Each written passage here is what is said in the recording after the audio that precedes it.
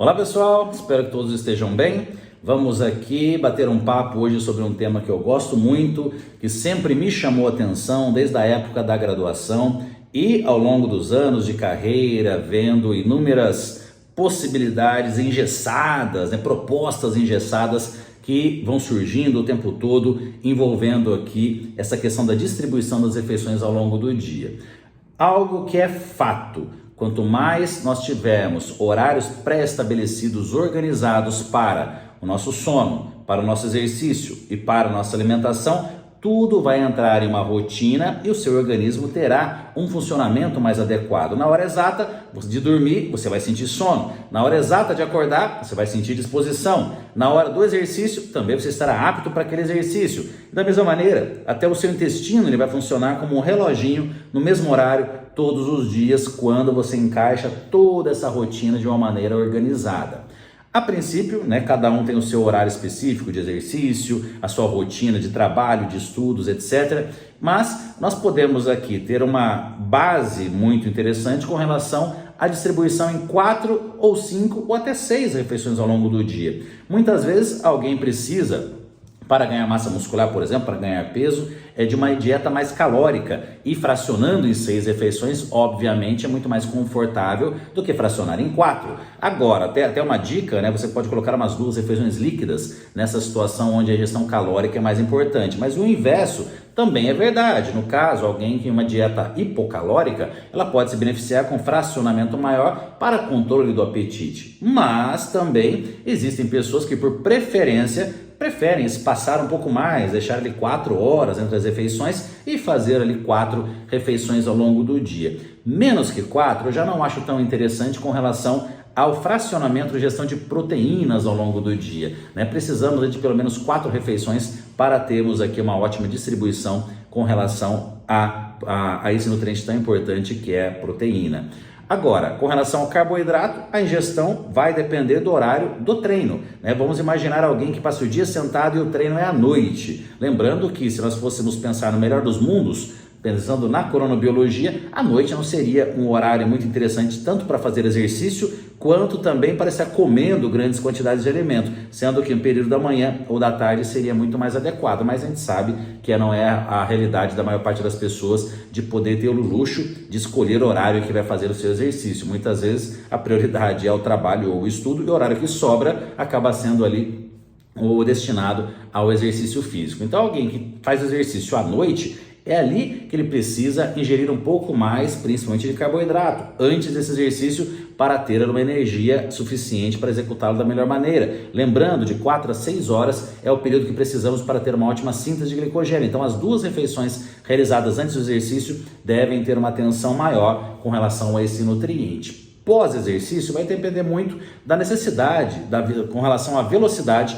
da síntese de glicogênio. Se é um atleta com 2 treinos por dia, quanto antes ele ter essa ressíntese, melhor. Nesse caso, a gente usa muito carboidratos com alto índice glicêmico, até alguns doces acabam sendo interessantes para essa ressíntese ser mais rápida, ou até mesmo suplementos, onde tem ali um pico glicêmico ali para estar otimizando essa síntese de glicogênio, sempre associado também ao alimento fonte de proteínas. Agora, quem treina 3 vezes por semana não tem essa necessidade de uma síntese de glicogênio tão acelerada assim, pode ter uma distribuição mais tranquila com relação a esse carboidrato. Só gerando aqui essa informaçãozinha adicional para vocês. Então, independentemente do objetivo, seja emagrecimento, ganho de massa muscular, um objetivo realmente de se manter saudável, esse fracionamento, e mais sendo que o máximo possível dentro dos mesmos horários, acaba sendo extremamente recomendado. Se você pegar, isso é muito bem documentado pela ciência, 2 indivíduos, onde realmente um ingere idênticos, 2 indivíduos idênticos, ingere a mesma quantidade de calorias, mas enquanto um mantém a rotina com relação aos seus horários e o outro de uma forma mais aleatória, aquele que manteve essa rotina vai acabar tendo um resultado muito mais interessante com relação aos seus objetivos. Aqui no caso, esses estudos apresentam aqui, claro, emagrecimento como objetivo principal, mas isso também será válido ali no processo de hipertrofia. Nos últimos anos, foi muito banalizada essa questão do momento da refeição. A pessoa acorda, toma um café da manhã com pressa, olhando para o celular, aí chega no trabalho, um cafezinho com açúcar, aquele açúcar não deveria ser ingerido no momento ali que ela não está tendo um gasto energético. Lembrando, para quem está correndo, pedalando, ingerir açúcar é necessário, muitas vezes dependendo do volume e da intensidade do exercício, mas para quem está sentado, tomar um cafezinho com açúcar já faz toda uma alteração no seu sistema hormonal para estar metabolizando ali aquele açúcar. Dá mais uma hora no escritório, passa a tiazinha do salgado, come uma esfirra, come um pão de queijo, aí faltando meia hora para o almoço, vai lá e dá uma mãozada numa castanha ou um amendoim. Então é o dia inteiro ali comendo, que se nós fôssemos computar, faria 15, 20 refeições por dia nessa forma de belisco, sendo que o ideal seria manter aqueles horários exatos da alimentação e no espaço, nos intervalos entre as refeições, é tomar água, é o momento de se hidratar. Essa hidratação pode ser muito interessante também ser feita com chás, não somente café, né? O Brasil é um dos maiores consumidores de café do mundo, e as pessoas usam café demais, né? Sendo que poderia estar intercalando isso também com chás que lhe mantessem mais calmo, num trabalho mais estressante. O trabalho já é estressante, você ainda tomando um café para ficar mais elétrico ainda, né? Muitas vezes para compensar a noite de sono que não foi adequada. Então é uma sequência, uma bola de neve ali de fatores que vão, claro, em algum momento resultar ali em engordar, em adoecer e, claro, também não atingir o seu objetivo se você tiver o objetivo pré-definido ali. Então, desde que eu comecei meu trabalho como nutricionista, eu nunca concordei com essa história de café da manhã, lanche da manhã, colação, lanche da tarde, ceia, etc. Essas nomenclaturas. Para mim, ao meu ver, principalmente porque eu sempre tive esse lado mais focado ao esporte também, mas lembrando que o esporte, o exercício é um dos pilares básicos da nossa saúde, então não é uma nutrição esportiva apenas pensando em atletas, mas uma nutrição esportiva pensando aqui em benefícios para a saúde. Sempre tive essa visão de que todas as refeições são igualmente importantes, então eu sempre nomeei refeição número 1, refeição número 2, número 3, número 4, 5, etc.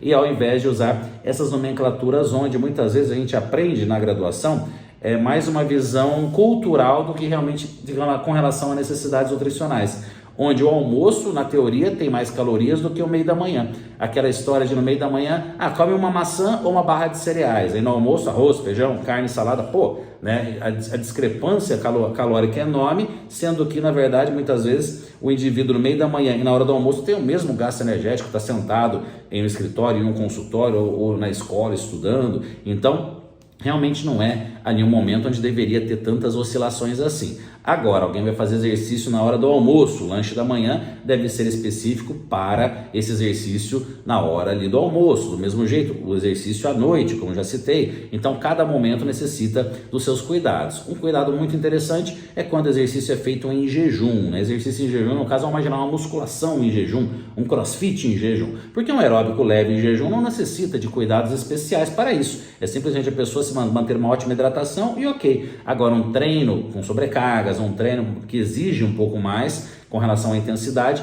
o interessante seria na noite anterior a ingestão de carboidratos com absorção mais lenta para que esse indivíduo acorde com as suas reservas de glicogênio, com a sua energia ali pronta para a execução ali daquele exercício pela manhã. Aí na sequência faça o seu café da manhã, né? Não ignorando essa refeição tão importante. Muitas vezes a pessoa, até a questão do jejum, isso fica para um próximo vídeo, mas adiantando um detalhezinho, a pessoa faz jejum das 6 da tarde até o meio-dia, é um período muito grande, onde realmente vai ter um catabolismo. Se essa pessoa estiver buscando emagrecimento, ela vai perder massa muscular. Hipertrofia, não consigo nem imaginar, né? Uma hipertrofia numa situação como essa. Então, realmente, um horário para se fazer um jejum noturno, né? Que pode ser de 8, óbvio, né? Até umas 12 horas, dar uma esticadinha nesse jejum, mas usando o período noturno para isso, ao invés de usar aqui o período matutino. Então, realmente, isso não sou eu que estou falando, isso é cronobiologia. É a maneira como o nosso corpo reagiu ali há milhares e milhares de anos, e não vai ser o smartphone que, de repente, vai virar essa chavinha para que a gente, né, tenha toda uma mudança no nosso sistema hormonal, que tenha ali como se fosse um reloginho, aqueles horários para receber alimento,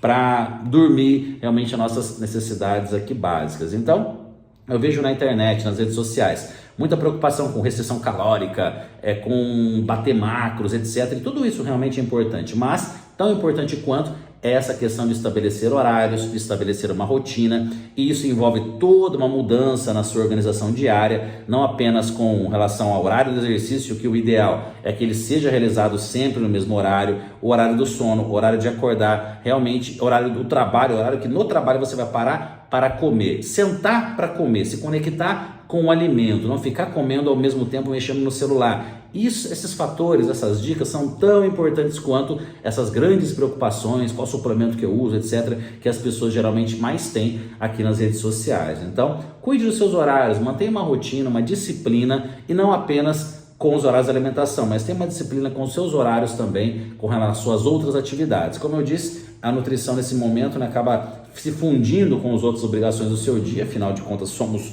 a mesma pessoa fazendo várias coisas, e realmente isso vai determinar até mesmo o seu sucesso em outras atividades. Quantas pessoas que têm um trabalho dentro de um escritório que na hora do almoço se entopem de carboidrato, aí à tarde aquela preguiça, aquela moleza, aí chega à noite, quando muitas vezes deveria ir para academia, não tem energia. Se ela tivesse feito o contrário, amenizado a alimentação na hora do almoço, aí próximo do horário do treino, dá uma aumentadinha na ingestão de carboidrato, pensando nessas duas refeições anteriores ao treino, no caso, meio da tarde e final da tarde, aí ela teria energia para treinar e na sequência ali já vai virando um ciclo vicioso do lado do ponto positivo, onde essa pessoa vai tendo a sua rotina já muito bem pré-estabelecida. Aquela questão do hábito, né, do poder do hábito. Dentro de alguns dias, 2, 3 semaninhas, isso já entra em uma rotina que você já faz sem pensar, já vira a chavinha, você já começa a parar de pôr a mão, dar mãozada na castanha, para de comer o salgadinho da tia que ela passa toda hora no trabalho, para de tomar o cafezinho com açúcar, passa a tomar esse café puro que seja,